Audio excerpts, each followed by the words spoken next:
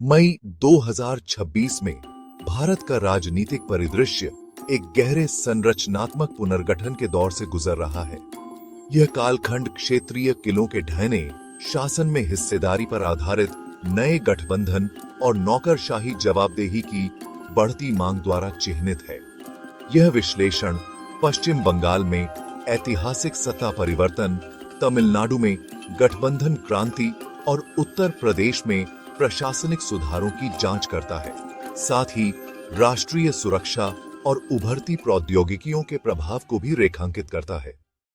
पश्चिम बंगाल में ऐतिहासिक सत्ता परिवर्तन, सुवेंदु अधिकारी का नेतृत्व। 9 मई 2026 को सुवेंदु अधिकारी ने पश्चिम बंगाल के मुख्यमंत्री के रूप में शपथ लेकर राज्य की राजनीति में एक नए युग की शुरुआत की।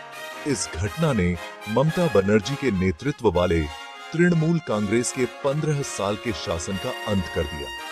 भारतीय जनता पार्टी ने 294 सदस्यीय विधानसभा में 207 सीटें जीतकर स्पष्ट बहुमत प्राप्त किया, जबकि टीएमसी केवल 80 सीटों पर सिमट गई। इस जीत को केवल सत्ता परिवर्तन के रूप में नहीं, बल्कि भाजपा की गहरी वैचारिक पैठ के रूप में देखा जा रहा है।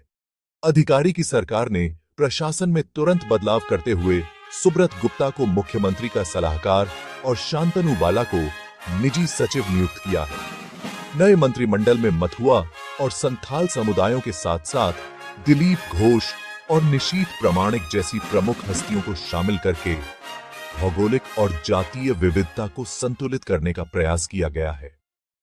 माखनलाल सरकार, वैचारिक निरंतरता का प्रतीक। शपथ ग्रहण समारोह के दौरान एक प्रतीकात्मक क्षण तब आया जब प्रधानमंत्री नरेंद्र मोदी ने 98 वर्षीय भाजपा दिग्गज माखनलाल सरकार के पैर छुए। सरकार जनसंघ के संस्थापक श्यामा प्रसाद मुखर्जी के सहयोगी रहे हैं और 1952 में कश्मीर आंदोलन के दौरान उनके साथ गिरफ्तार हुए थे। मोदी का यह व्यवहार पार्टी के पुराने कार्यकर्ताओं के प्रति सम्मान और मुखर्जी के दृष्टिकोण को साकार करने की प्रतिबद्धता को दर्शाता है। तमिलनाडु में राजनीतिक क्रांति सीरित जोसेफ विजय का उदय।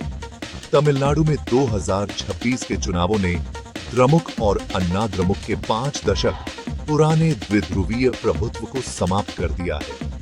अभिनेता सी जोसेफ विजय के नेतृत्व वाली तमिलगा वेत्री कड़गम 108 सीटों के साथ सबसे बड़ी पार्टी बनकर उभरी।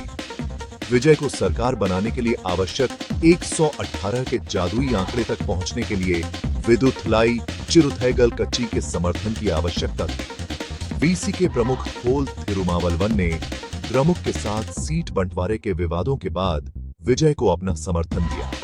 इस गठबंधन का आधार शासन और सत्ता में हिस्सेदारी का वादा है, जो तमिलनाडु की राजनीति में एक नए अध्याय की शुरुआत है। विजय के मंत्रिमंडल में बी आनंद, आदव अर्जुन और के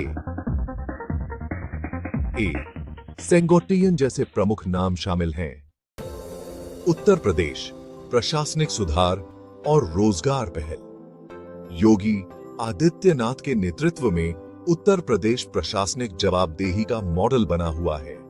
मई 2026 में राज्य सरकार ने स्वास्थ्य सेवाओं में सुधार और पारदर्शी भर्ती प्रक्रिया पर विशेष ध्यान दिया है। उप मुख्यमंत्री ब्रजेश पाठक ने ड्यूटी में लापरवाही और भ्रष्टाचार के खिलाफ सख्त कार्रवाई करते हुए 5 डॉक्टरों Donald Kananda, doctor Balramji Bharadwaj, doctor Saurabh Singh, doctor Viklesh Kumar Sharma और डॉ मोनिका वर्मा को सेवा से बर्खास्त कर दिया है। इसके अतिरिक्त 16 अन्य अधिकारियों के खिलाफ अनुशासनात्मक कार्रवाई की गई है।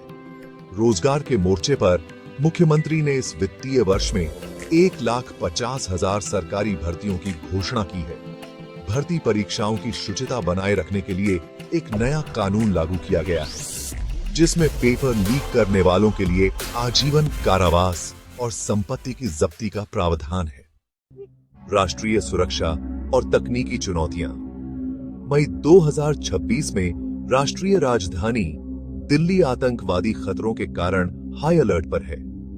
खुफिया सूचनाओं के अनुसार शाहजाद भट्टी मॉड्यूल दिल्ली के ऐतिहासिक मंदिरों और हरियाणा के सैन्य शिविरों को निशाना बनाने की साजिश रच रहा था। इसके जवाब में दिल्ली पुलिस ने ईमेल के माध्यम से मिलने वाली धमकियों की जांच के लिए एक विशेष बम थ्रेट इन्वेस्टिगेशन सेल का गठन किया है।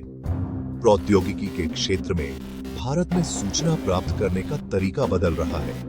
अब 50% गूगल सर्च एआई ओवरव्यू के साथ दिखाई देते हैं। इसके साथ ही डिजिटल अरेस्ट जैसे साइबर अपराधों में वृद्धि हुई है, जहां अपराधियों ने एक महिला को 14 दिनों तक निगरानी में रखकर 1,40,00,000 रुपए की ठगी की।